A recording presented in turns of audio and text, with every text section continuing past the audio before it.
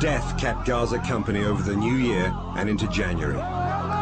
Israel killed around 1,300 Palestinians, armed men, civilians, and hundreds of children.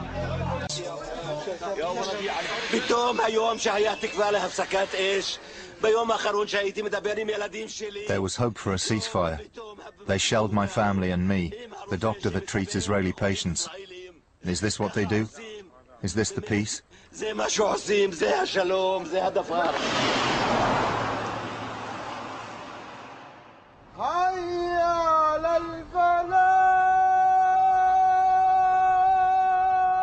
When the ceasefire started, the people of Gaza emerged to see what was left. Foreign correspondents started arriving. Israel had banned us from Gaza during the war. The fundamental cause of the war was the failure to settle a conflict that is a century old, and it's getting worse.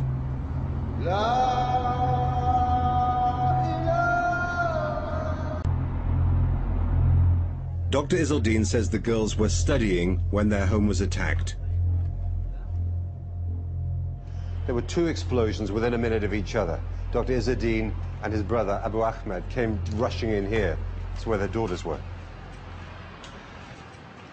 Bisan, the eldest of Dr. Izzaldin's daughters, was lying here. They lifted her out, but she died on the way into the next room. Gaida was there in the corner. They thought she was dead. Here in the center of the room, the girls had been working at computers. In this corner, there was Maya. Her head was blown off by the blast. Bits of her brain are still on the wall and on the ceiling as well. You can imagine the force of the explosion. Aya was lying here. She was dead. And this corner was a little work area. Noor was here, dead as well. Her head blown off as well. It's a typical teenage girl's room.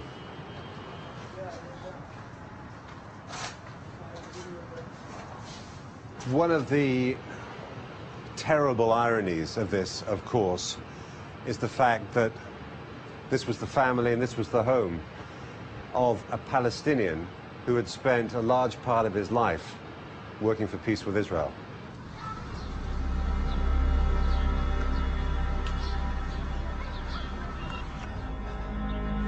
The children and niece of Dr. Izzaldin Abuleish are buried together, close to their home.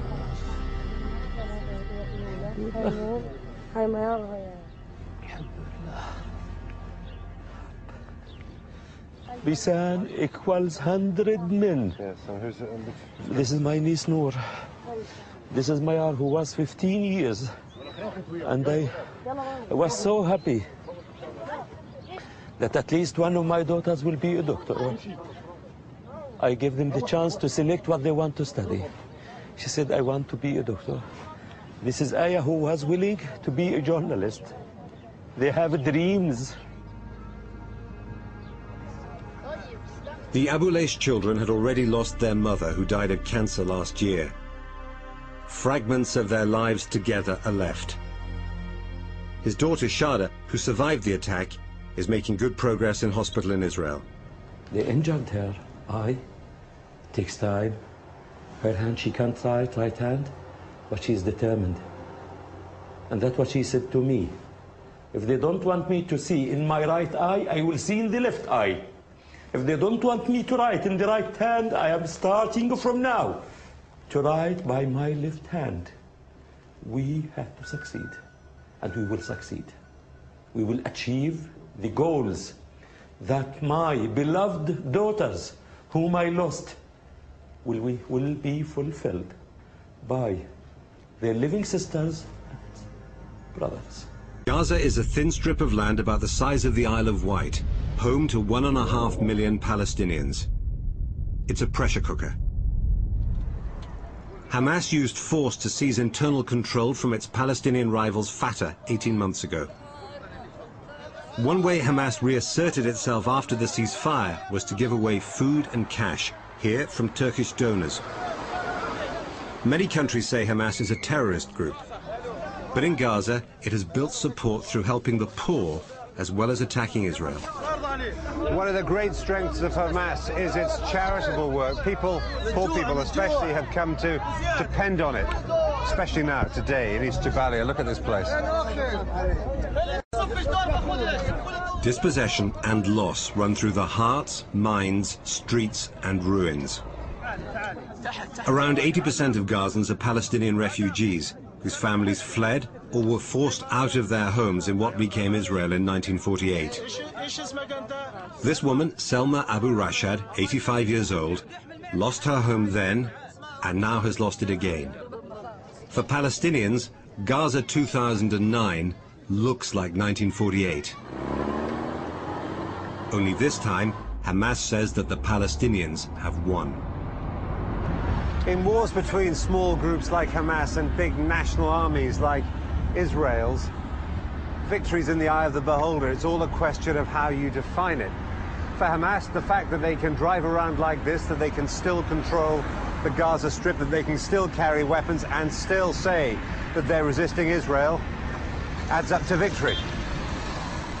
All the Palestinians I've met believe Israel's attacks were murderous, including opponents of Hamas, who also say Hamas provoked Israel recklessly. Getting to talk to Hamas fighters is not easy.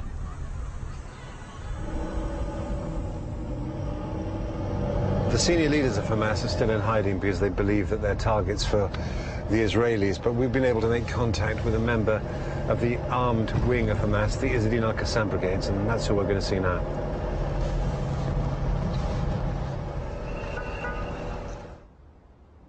The Israelis say that they only attacked because Hamas and your allies here were firing rockets into Israel.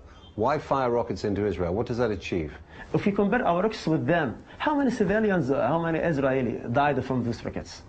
The Israelis say that the reason why so many civilians were killed here is that you in Hamas, in the Qassam brigades, fired at the Israelis from within the civilian population, that you used them as human shields. We gave orders to our militants in these groups to hit rockets from empty places, the beach, next to the border here in Rafah. You're saying that you tried very hard not to fire out of built-up areas. The Israelis don't believe that. It's our right. It's our right to defend about ourselves. They attacked us. What shall we do? Stay at home until killing everybody? Zaytun, just outside Gaza City. During the war, 9 Israeli soldiers were killed, 5 by Hamas, 4 by Israeli guns. This is what's left of Samuni Street. It's called Samuni Street because everybody who lived here was part of the extended Samuni family. Israeli troops moved into this place in the first hours of their ground offensive. Now that they've pulled out, there are serious questions to be asked about what they did while they were here.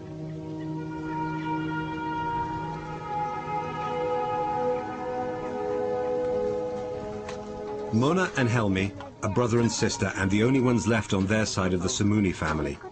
They say that the others, all civilians, were killed by the Israelis. Mona's going back to school. They're not living here at the moment because they think it's dangerous, but she's got to come back home to get her stuff. The Israelis used the house as a base during the war.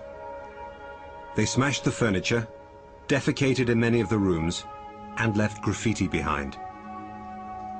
The family say they also stole valuables.